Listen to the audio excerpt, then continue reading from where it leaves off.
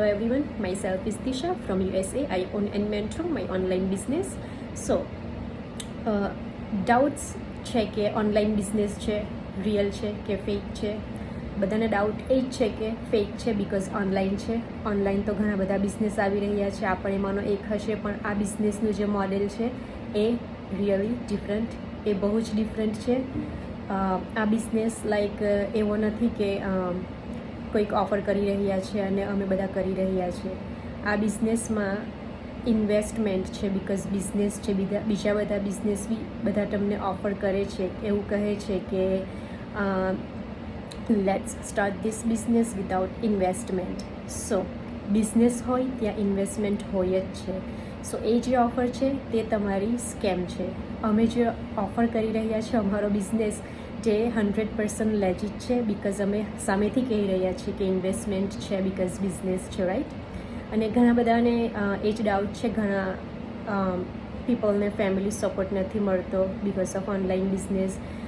એવું જરૂરી નથી કે આપણે જે ફેમિલી પેટર્ન ચાલી રહી છે એ જ કરીએ.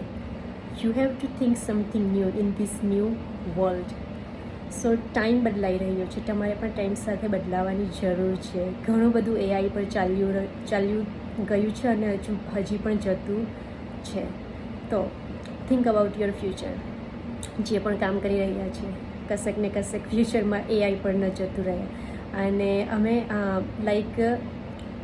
અમે પોસ્ટિંગ કરીએ છીએ, સોશિયલ મીડિયા પર આવીએ છીએ, દેટ ડઝન્ટ મીન કે અમે કોઈને ફોર્સ કરીએ છીએ. અમે ખાલી એક નાનો ક્લુ આપીએ છીએ કે આ બિઝનેસ છે અને થોડું નાનું મોટું ઇન્વેસ્ટમેન્ટ છે જે તમને ફ્યુચરમાં ઘણું આગળ લઈ જાય એ પોસિબિલિટી આ બિઝનેસમાં છે.